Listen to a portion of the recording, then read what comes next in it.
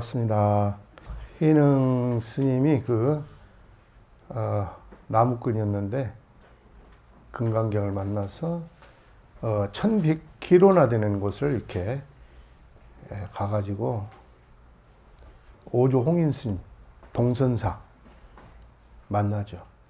그러니까는 너는 어디서 왔느냐 하니까 여기 남쪽에서 왔습니다. 그래? 그럼 너는 남쪽에 간료다. 그랬어. 오랑캐인데 네가 어떻게 불법을 구하려고 왔느냐. 그러니까 희능이 말하죠.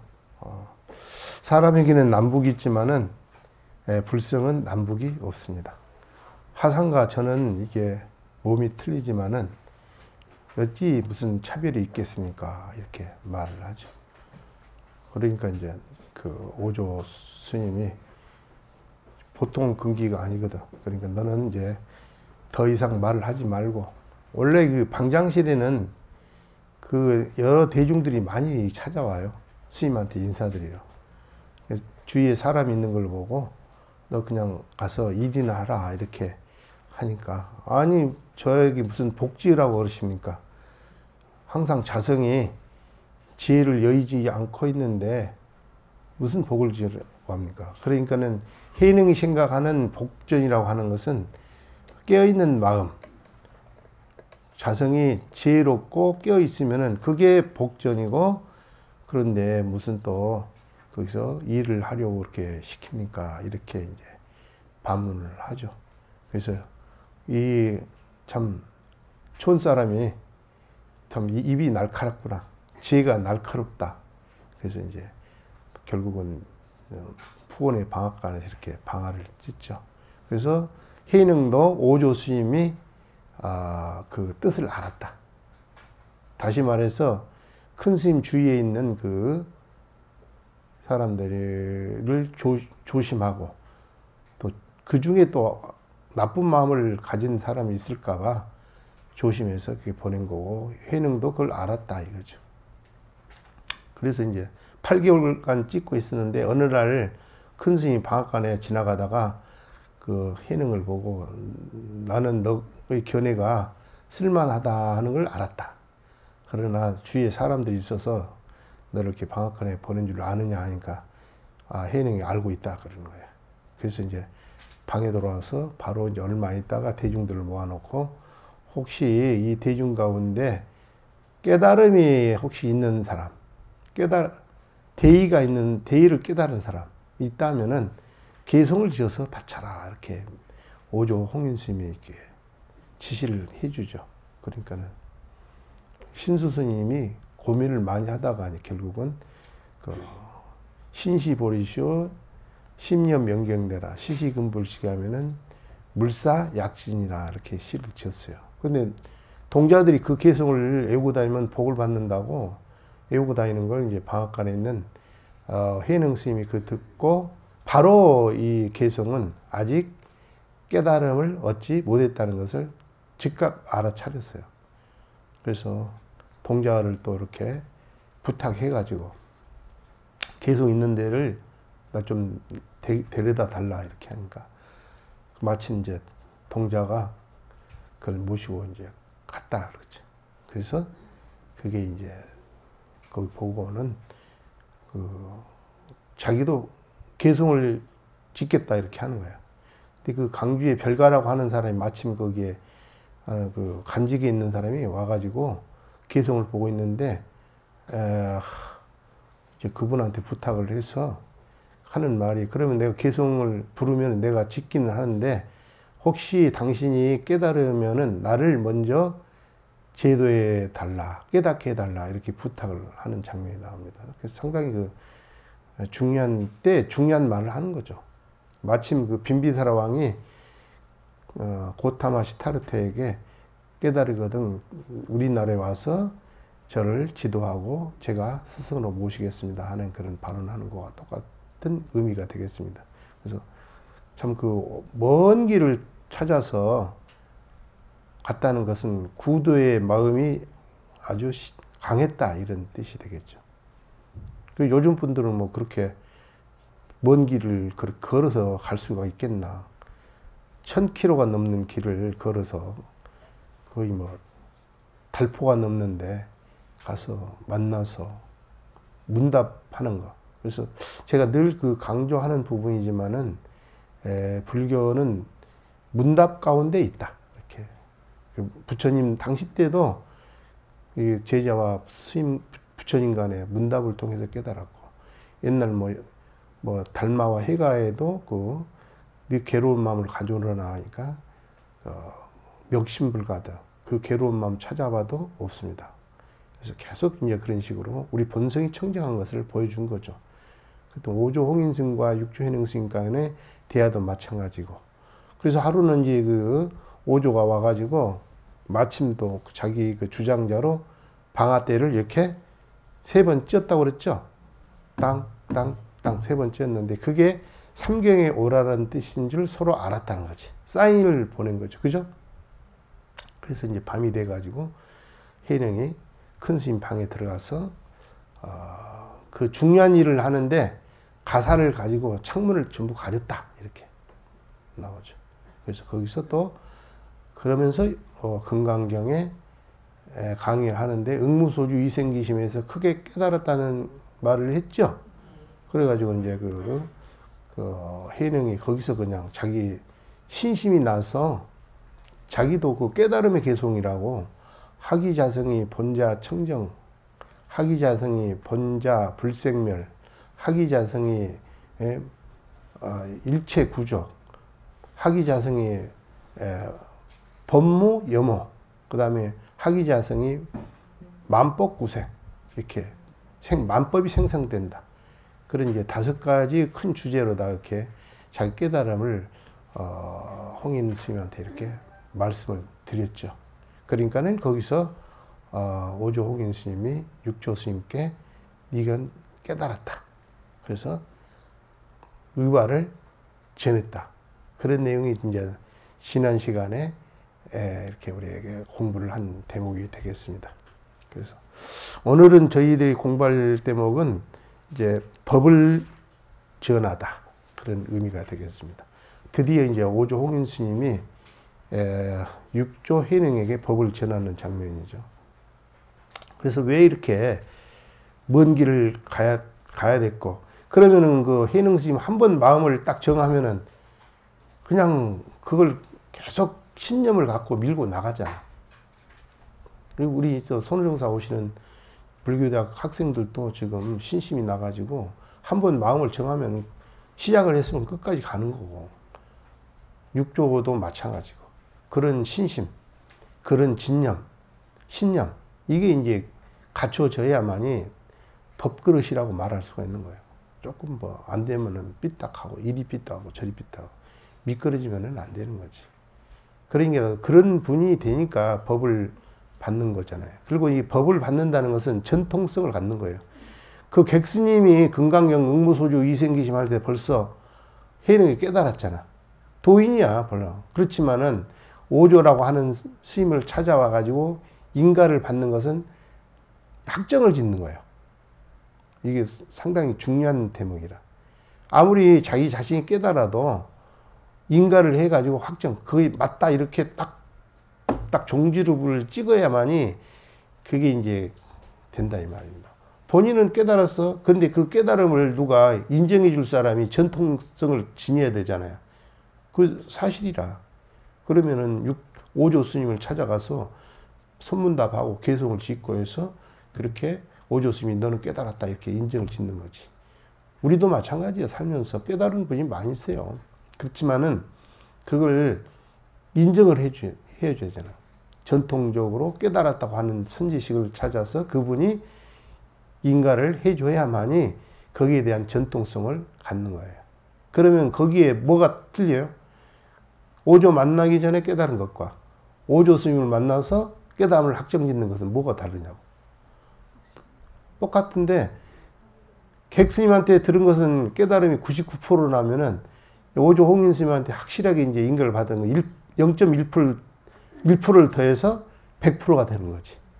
그러면 그 이면 사이에 이 깨달음에 대한 확신이 아직 덜 선 거지. 그렇죠? 5조를 만나서 확정을 짓는 거예요. 이게 불교라고 하는 것은 선택이고 결단이다 이렇게 돼요. 이게 자기 깨달음에 대해서 큰 스님을 찾아서 인가를 받고 결단을 하는 과정이 중요하다. 그 인가가 중요하다 이 말이죠. 그래서 이제 그런 과정을 우리는 이렇게 지켜보고 있는 겁니다. 그래서 상당히 중요한 대목이에요. 그래서 현영 스님이 이제 그 본성을 깨달은 줄 알았다는 거지.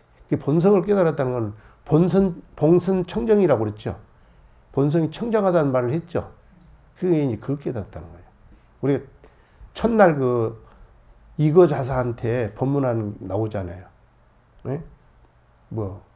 뭐라고 했어요? 보리자성이 본래 청정하니 단용 자심하면은 직료성불한다. 그게 이제 응무소주나 그 개성이나 또 현영스님의 개성이나 또 현영스님과 밤에 만나서 깨달음을 얻은 뒤에 뭐 자성이 본래 청정한 줄 어찌 기약했겠습니까 하는 그런 개성들이 다 알고 보면은 일맥상통하는 거예요. 여러분들이 그걸 이제 아셔야 돼요. 그래서 이제 결국은 천인사, 장부, 불 이런 칭호를 이제 오종인 스님이 내려주면서 삼경의 법을 전해줬다. 그런데 한 밤에 했으니까 사람들이 그걸 다 알지 못했다고 그랬죠. 예? 그래가지고는 이제 그 전해준 법은 동교법이다. 그래도 또 혹시라도 믿지 않을까봐 가사를 전해주고 또 바루를 전해줬다. 부처님도 그 전 부처님 가섭불이라고 있었어요. 석가모니 부처님이 오기 전에 가섭불이라고 계셨습니다. 그 가섭불의 그 의발을 문수보살을 통해서 이렇게 받았다고 그래요. 이렇게. 가사를 받았다는 그런 기록이 있어요. 그래서 이제 이런 것은 서로 믿음이 신표라고 그러죠. 믿음의 표시. 이게 중요하다. 그래서 그 전해줬다. 그래서 하면서 너는 제 6대조를 내가 삼겠다. 그러니까 너는 잘 이것을 호지하라. 혼념하라. 보호하고 잘 이걸 간직해서 네가 잊지 말고 그걸 지켜라. 이런 뜻이 되겠습니다. 광도유정이라고 그랬더잖아. 그래가지고는 얕은 그 불교는 그 출발 자체가 뭐 석가모니 부처님이 도솔천 호명보살을 있으며 내려올 때도 결국은 중생이 괴로우니까 생사윤회하고 괴로우니까 그 괴로운 중생을 건지기 위해서 오신 거예요. 부처님이 오신 뜻은 중생에게 당신의 법을 전해줘서 이익을 얻고 안락을 얻는 것이 근본이라. 이게 이제 중요한 부분이에요. 여기도 나오잖아요. 5조가 홍인한테 광도 유정하라. 유정이라는 건 어때요? 정이 있는 게 그 중생을 말하는 거예요. 탐진치 하는 거. 탐이 욕계가 되고 진이 색계가 되고 치가 무색계가 되잖아요. 우리가 살고 있는 세계를 삼계라고 그래요. 삼계에 사는 중생이 전부 유정이야. 밖에 경계의 마음이 끄달리는 거예요. 이해하셨죠? 그건 이제 유정을 널리 제도하는 거예요. 그러면 깨달으면 왜 그 중생, 자비로서 중생을 제도해야 되느냐 하는 그런 대목이 나오는데, 깨달으면 중생들이 너무 괴로우니까 자비가 안 나올 수 없고 굳이 안 할 수가 없다는 거지. 그 깨달음이 근본이야. 또 그 깨달아야만이 중생을 구제할 수 있는 능력이 생기고 또 거기서 자비가 생기고. 그래서 불교는 지혜와 자비, 양족존이라고 그러죠. 두 가지가 만족했다. 그게 뭐냐면은 첫째는 깨달음이 완벽하고 깨달음을 통해서 자비 실천을 하는 거예요. 왜? 중생들이 괴로우니까. 그게 유전이 사는 세계고, 우리 그 시가 있잖아요. 삼계 유여급정륜, 탐진치, 색계, 욕계, 무색계의 사는 삼계 유여급정륜. 만약 삼계는 마치 중생 사는 유정 세계인데 물 깃는 그 두레박과 같다. 시골에 가면 예전에 물 깃는 게 있죠. 두레박. 이게 올라갔다 내려갔다 올라갔다 내려갔다. 이 사람이 올리고 저 사람이 물 풀이니까. 그 만약에 천상 같다 지옥 같다. 인간 됐다 짐승 됐다. 육도 윤회를 그렇게 한다는 걸 두레박이 올라갔다 내려갔다 한다. 삼계유역읍정윤 백천만급 영미진. 백급 천급 만급 동안 그 짓을 하고 있다는 중생들이. 어리석으니까 죽을 짓만 하는 거지. 영미진 다 하지를 못해 그걸. 지금도 하고 있고 과거에도 그렇게 해왔고 지금도 하고 있고 미래 세에도 이걸 종집을 짓지 않고 끝내지 않으면 또 그렇게 가는 거예요. 그게 불법이 중요한 거예요. 불법이 그걸 딱 끊어주는 거지. 이번엔 육조해능스님이 본래 청정한 자리, 본성이 생멸이 없는 자리, 오염될 수 없는 그 자리를 해능이 깨달아서 노래를 이렇게 부르잖아. 근데 오염되지 않고 청정하고 불생멸인데 온갖 그게 우주 만법이 거기서 다 나온 거예요. 만법이 거기서부터 쏟아져 나온 거예요. 이해하셨죠? 그러니 이제 그걸 깨달았다는 거지. 이제 불교는 바로 그런 가르침이에요. 그래서 사람이 되기 어렵고 사람이 되었지만은 불법을 만나기 어려운 거고 불법을 만나도 정법을 만나기 또 어려워. 뭐 스님들도 훌륭한 스님도 있고 뭐 훌륭한 도량도 많이 있고 하지만은 정말로 정법을 이렇게 한다는 건 어려운 거예요. 그래서 우리 선정사는 정법을 하려고 노력하는 도량입니다. 그래서 이번 이제 육조단경은 56기 거의 저희가 포교당을 30년이 넘게 운영을 했습니다만은 그런 중생들의 괴로움을 부처님의 지혜와 자비로서 차단해주는 그런 역할을 하잖아요. 백천만급 동안 그걸 끝없이 해온 것이 중생이다 이거지. 그래서 차신불량 금생도 그러죠.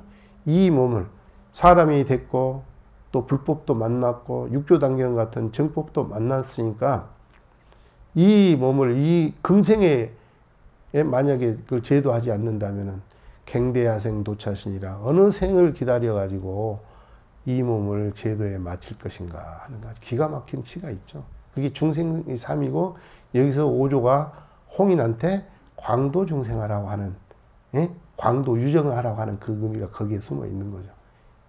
그렇죠. 그래가지고 이제 장래에 있는 괴로운 중생들한테 나의 법을 널리 전해라.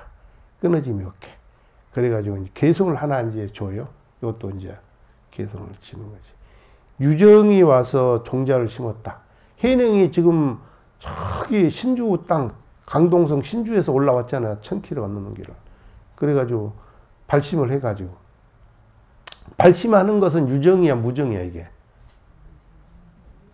발심이 유정이야. 마음을 보리심을 낸 것도 이렇게 정을 냈잖아. 거기다. 점을 찍었잖아. 그래서 그렇게 네가 와가지고 내가 이게 서로 깨우쳐줘서 내가 너한테 이렇게 종자를 심었다는 거예요. 뿌리를, 씨앗을 심었다는 거지. 이해하셨죠? 그 인지의 과가 다시 생한다.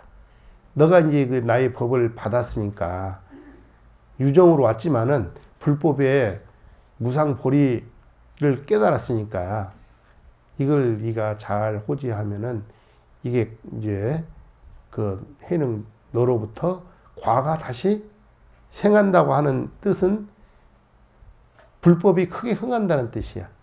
그래서 육조 해능 스님을 토대로 해서 중국의 당나라의 그 선종이 크게 번성됐죠.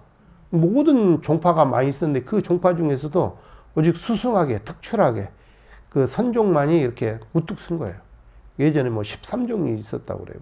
중국에 뭐 하엄종, 법상종, 뭐 유식종 할 것 없이 많은 종파가 있었지만은 그 종파들은 결국은 뭐 또 당나라 말기 때 그 회창법난이라고 그때 해불사상이 나오고 스님들이 많이 속퇴할 때 스님들은 뭐 자기가 자경을 했어.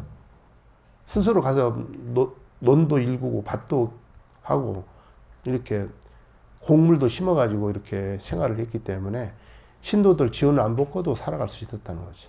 그래서 선종이 살아남았다는 그런 말이 있습니다. 근데 이제 선종이 그렇게 번성한다는 것을 암시적으로 말을 하고 있습니다. 그러면 이제 무정이면은 또 무종 이미 종자가 없다는 거예요. 정이 없으니까. 정이 정이 없다는 것과 유정과 무정이 어떻게 달라? 무정은 우리 불교의 본래 청정한 자리, 성품이 본래 청정하다고 그랬잖아요. 그걸 이제 무정이라고 그래. 분별 망상을 일으키지 않으니까. 근데 유정은 어때요? 분별 망상으로서 탐진치에 가고 아상, 인상, 중생상, 상에 가고 그게 중생이고 유정이야. 정을 가지면 어때요? 이게 윤회하는 거예요. 마음속에 뭐 생멸하는 거예요. 심생, 심멸. 그 말 있잖아요. 심생즉 종종 법생하고 심멸즉 종종 법이 다 멸한다.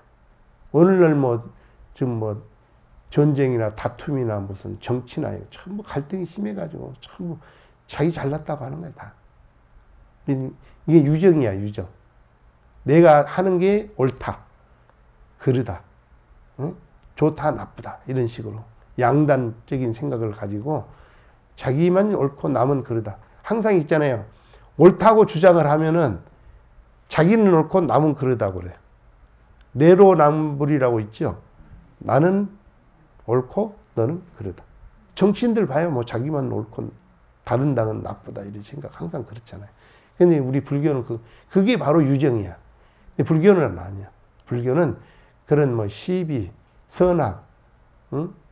그런 데 마음을 가지 않는 게 불교야. 그걸 무정이라고 그래. 무정이면은 다시 말해서 노행자가 깨달은 것, 해능이 깨달은 게 뭘 깨달으냐면 무정을 깨달은 거예요. 이해하셨어요? 그렇지. 우리 본성이 본래 청정한 것. 그걸 다른 말로 하면 자성 청정심. 그걸 깨달은 거예요. 그러면 이것은 우리 본성은 생멸하지 않고 본래 청정하고 염호할 수도 없다는 거지. 그 하처의 익진이로 그런 나오죠. 신수는 물사의 약진이라고 그랬어. 야진이라고. 그 때가 끼지 않도록 때대로 털고 닦아야 된다는데 육조 해능은 뭐라고 그랬어요? 거기에 무슨 본래 무일물인데 하처의 어느 곳에 그걸 털고 닦을 때가 있겠냐 이거지. 그래서 이제 구경의 깨달음인 거지. 그 신수는 제가 저번 시간에도 말씀드렸습니다만은 출발 자체가 내가 있다고 하는 데서 출발하는 거야.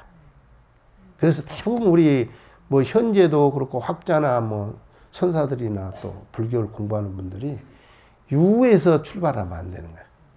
무아라고 하는 걸 철저히 자각을 해야만이 불교를 제대로 아는 거예요. 해능이 말하는 것은 주함이 없는 것. 그러기 때문에 무념이고 무상이고 무주고 그 이면에 전부 뭐가 깔려 있다고 그랬어요? 무아가 깔려 있다고 그랬잖아. 무아는 공이고 청정이야. 그러면 그게 바로 무정이고 해능이 깨달은 내용이에요. 여기서 말하는. 오조가 말하잖아요. 너는 이미 무정을 깨달았다. 본래 청정한 자리를 네가 봤다 이 말은 뜻이잖아요. 그죠? 그러면서 하면 그렇기 때문에 종자도 없다 이거지. 그러면서 무성이면은 또한 무생이다. 성품이 없어 본래. 성품이 청정하니까 성품이 어디 실체가 있는 거예요, 없는 거예요. 견성한다는 말이 견성성불한다고 그러죠, 우리. 근데 견성할 때 성불을 본다 하면은 그 말이 맞는 말이야, 틀린 말이야. 그건 틀린 말이야.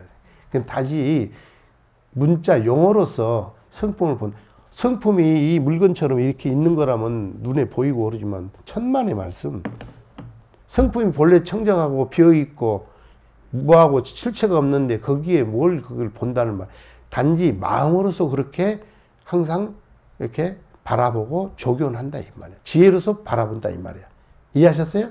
그렇게 이해를 해야지 성품을 본다 할 때 스님들이 대부분 또 견성한다니까 무슨 성품이 있는 걸로 잘못 착각해가지고 그렇게 하는 분들이 간혹 있더라고.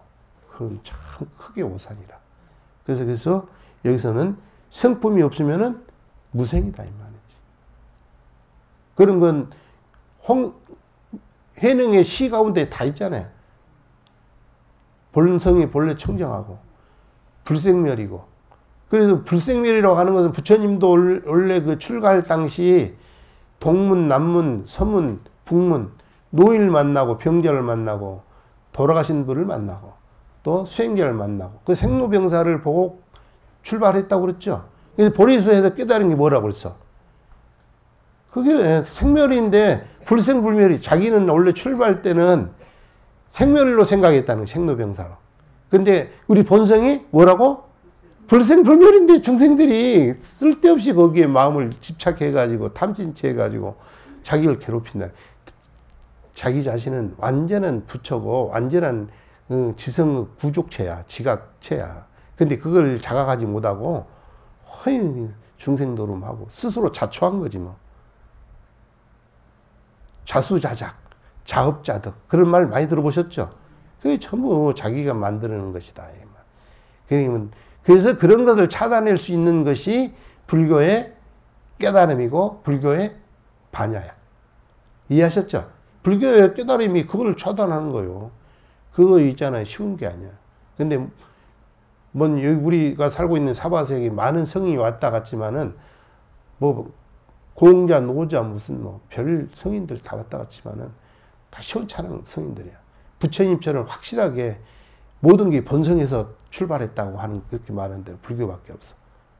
그리고 불교는 항상 나로부터 출발한다고 그랬죠. 나. 아셨죠? 내가 출발점이야. 각자가 다 출발점이에요. 왜? 여러분 안에 그 무정이 있으니까. 부처님의 본성 청정한 자리가 여러분 안에 자리하고 있으니까. 그걸 이름하여 본성 청정이 뭐냐면은 해탈이고 열반이고 진여고 또 그걸 뭐 중도라고 그래. 또 뭐 그걸 공이라고 말할 수 있고. 그걸 또 한마디로 말하면 마음이다 이렇게 말할 수도 있고 무슨 성품이라 말할 수 있는 거고. 이게 간단해요. 어렵게 생길 거 하나도 없어. 너무 뭐 공도 주장할 것도 없고 또 중도라고 하는 말을 너무 자주 그렇게 그냥 주장하고 거기에 빠져도 그건 어려운 거야. 여기 나왔잖아요. 사실 알고 보면 유정이 무정이고 무정이 유정이에요. 유정 속에 뭐가 있어요? 유정 속에 무정이 있는 거예요. 여러분들 유정이잖아요. 전부. 그런데 그 유정 속에 무정이 같이 있는 거예요. 무정을 보면은 그 사람은 그 이제 진짜 수행의 길로 여기서 말하는 수행자 길, 조사의 길, 성불의 길로 가고 그 다음 거기에 이제 자꾸 정만 찍고 색깔만 입히고 처처에 그냥 그렇게 하면 이제 중생노로 마음하고 사는 거지. 백천만급 영미진.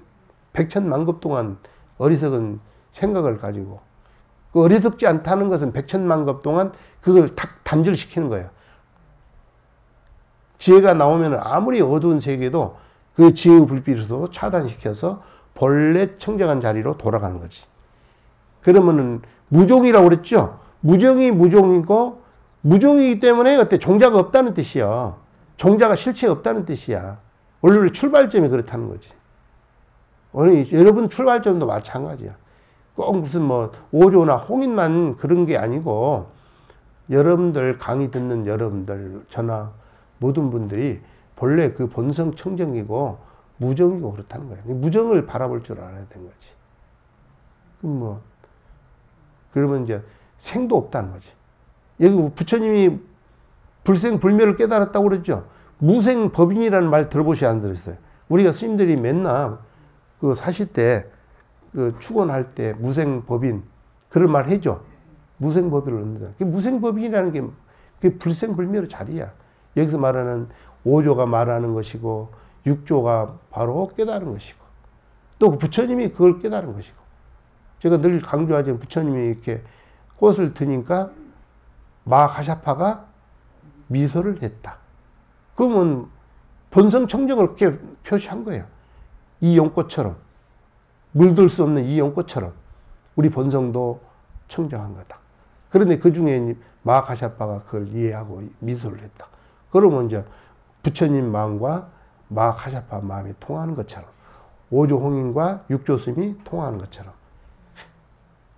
씨를 심었는데 그 씨가 본래 무성이고 무종이고 알고 보니까 본래 본성 청정이니까 생함이 없다는 거지. 참 대단하네 시가. 그렇죠? 이게 불교야. 이게 멋쟁이 불교. 박수 한번 쳐요 우리가.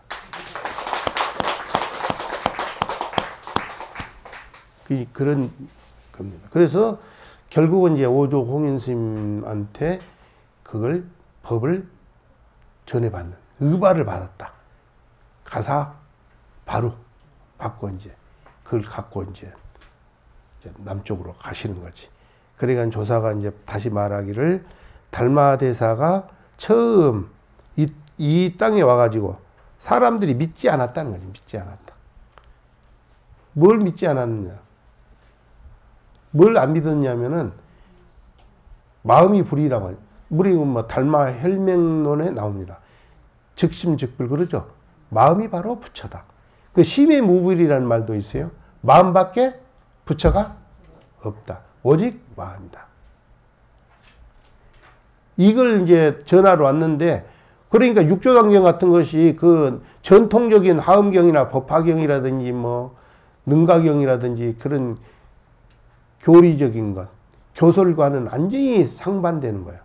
그러니까는 육조단경은 이제 그 스님들이 뭐라고 했냐면은 이건 마설이다 이렇게 말을 해. 이단이다. 그래서 우리나라에 그 뭐 그 고려 시대 때 그 스님, 큰 스님이 계셨는데 그 스님도 좀 육조단경은 이게 없애야 될 책이다 이렇게. 중국에도 그렇고 우리나라에도 그렇게 대각국사 의천이라고 하는 스님도 그런 주장을 했어요. 그런 것처럼 굉장히 혁명적인 가르침이야. 대부분 이제 열애선이라고 그래가지고 점진적으로 수행해가지고 우리 저 신수 스님이 말한 것처럼 그렇게 나가는 것이 부처님의 근본 교설이고, 또 그게 이제 대중적으로 그렇게 나왔는데 달마대사는 그게 아니라 바로 견성성불할 수 있고 마음이 부처고 또 마음 밖에 부처가 없다고 이렇게 혁명적인 가르침을 하니까 그 안 받아들였다니까. 그래서 뭐 달마대사도 그런 것 때문에 돌아가셨고 해가 스님도 그런 것, 그 주장한 것 때문에 돌아가셨다고 하는 설이 있어요. 다 이제 또 진도를 나가가지고 그래가지고는 고로 이 옷을 전했다. 이것은 다만 의발이라고 하는 것은 신표로 삼아 쓴 것이고 이걸 대대로 상승한 것이지 이런 뜻이 되겠습니다. 자, 뒷장을 한번 넘겨봅시다. 그러면 진도를 좀 나가서 거기를 한번 읽어봐요. 같이. 사실법이란 마음으로서 마음을 전하여 스스로 알게 하는 것이다. 예로부터 부처님이나 오직 본디 밭만 전하였고 조사 스님들마다 온전히 본디 마음만을 붙여 가셨다. 이제 이 가사는 자칫하면 싸움을 일으키는 실마리가 된다. 가사와 바로를 받은 것은 그대까지만이다. 다음부터는 전하지 말라. 가사를 전하려다 목숨이 이태로워질 것이니 빨리 이 자리를 떠나야 한다. 다른 사람들의 그대를 해칠까 걱정이 된다. 예, 거기까지만. 이 법이라는 것은 그렇게 뭐 물건 주고 받는 것처럼 그렇게 할 수 없다는 거지. 왜 그렇게 할 수 없겠어요? 의발을 하는 건 상징적인 거고 실제로 법은 그런 데에 있는 게 아니다 이 말이에요. 이해하셨죠? 왜 그러겠어? 보이는 거라면 주고받은 거 하지만은 법은 그 주고받을 수 있는 게 아니다 이거지. 그 다시 말해서 청정한 우리 본성이 청정한 자리는 주고받을 것이 아니다 이거지. 이해하셨어요? 그래서 뭐 벽암록이나 이런 데 보면은 그것은 그 자리는 석가도 몰랐거늘 가섭이 어찌 전해드리야 이런 말이 있어. 그 우리 본성 청정한 자리 그렇게 알 수 없다는 거예요. 석가도 그건 몰랐다는 거예요. 근데 어찌게 가섭이 또 아나한테 전했으리요 이런 개성이 있다니까. 그런데 이제 다시 말해서 다시 상징적으로 의발을 전했다. 다시 말해서 우리 오조가 전한 것도 무정인 청정한 본성의 청정을 그렇게 전한 거고 해능도 본성이 청정한 것을 전해받은 거고. 이해하셨어요? 그 말을 이심전심이라 하는 거야. 청정심으로서 청정심에게 전해줬다. 그런 뜻이에요. 그래가지고는 모두 다 하여금 자의라고 그랬죠. 스스로 깨닫고 스스로 이해를 하게 했다는 거예요. 이 불교는 그래요.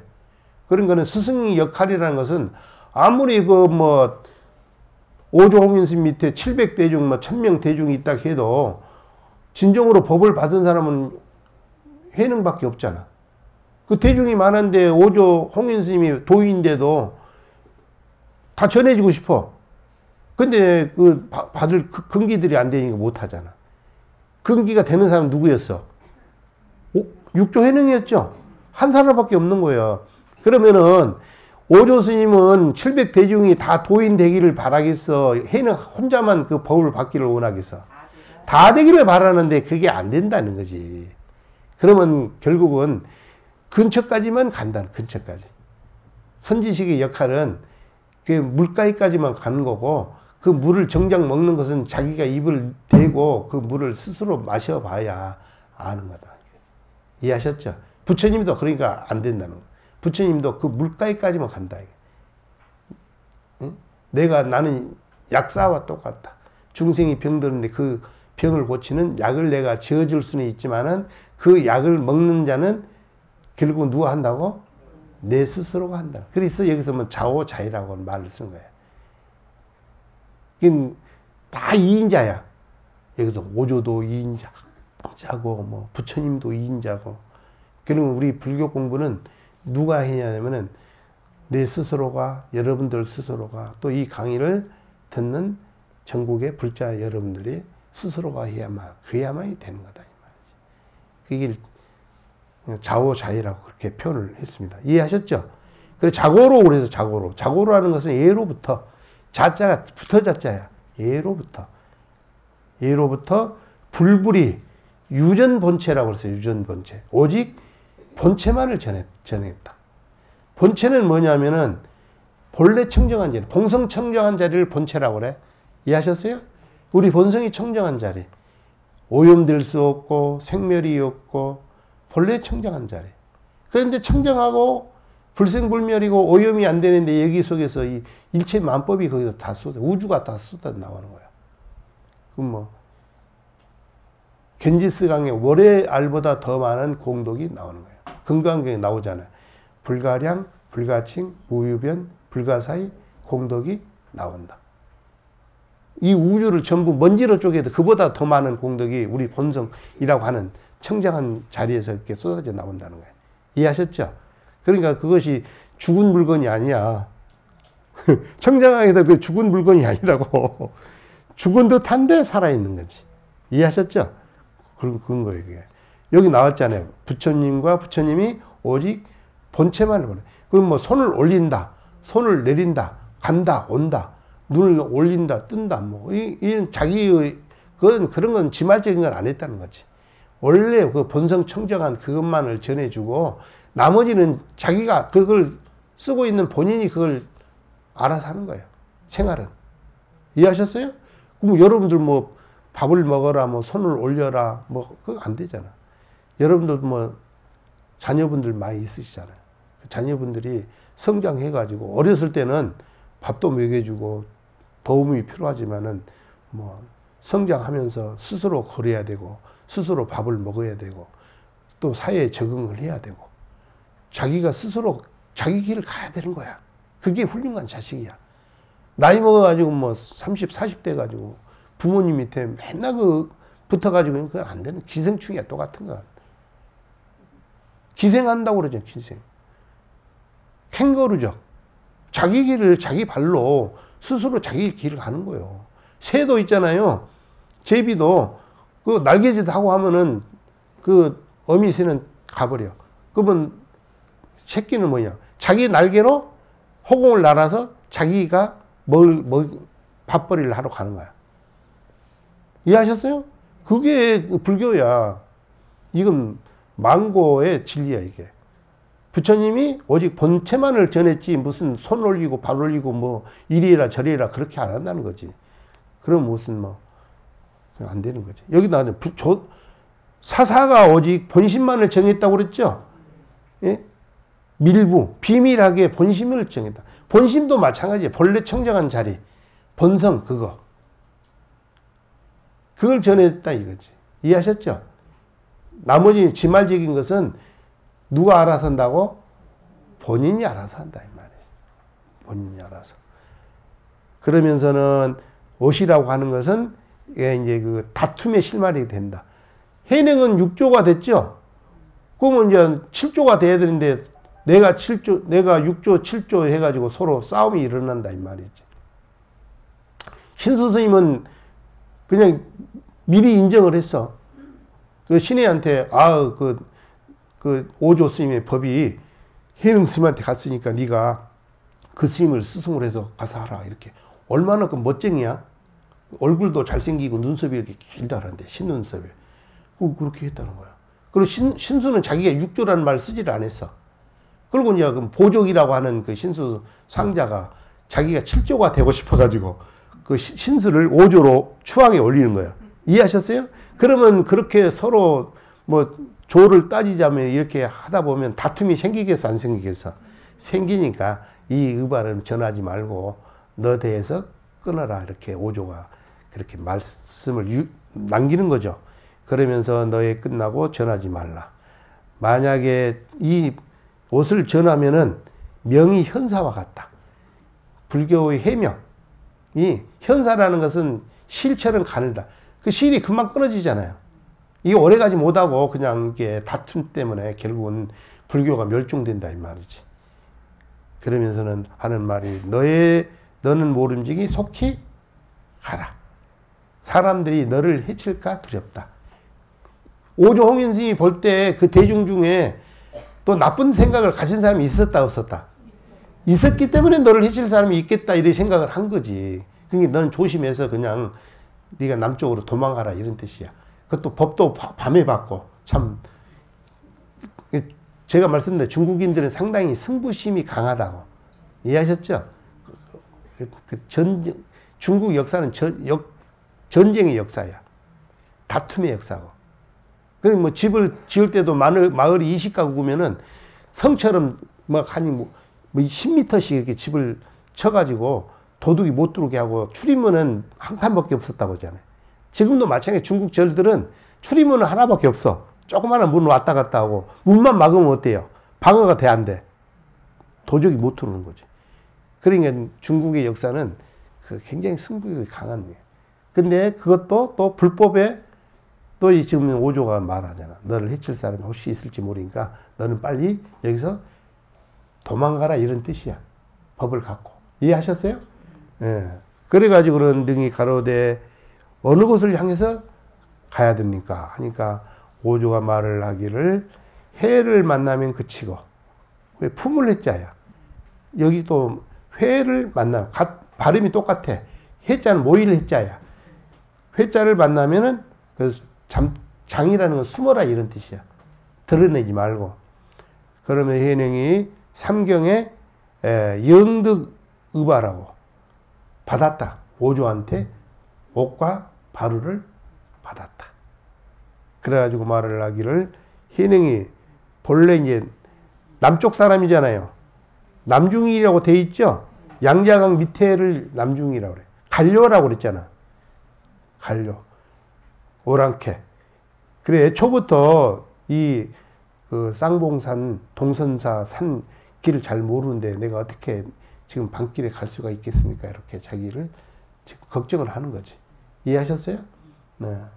부처님처럼 그냥 다 아는 건 아니요. 부처님 길이 환하게 다 보여. 근데 해능 스님은 지금 도인이 됐기는 됐는데 길을 모르니까 오조 스님이 나 길을 좀 인도를 해 주십시오. 이런 뜻이 있잖아요. 그죠? 그러면 이하가 어떻게 해야만이 그 강구를 거기에 벗어날 수가 있겠습니까? 이렇게 하니까 오조가 말을 하기를 너는 모름지기 걱정하지 말라. 걱정 안 해도 된다 이 말이지. 내가 마땅히 너를 보내드린다. 이해하셨죠?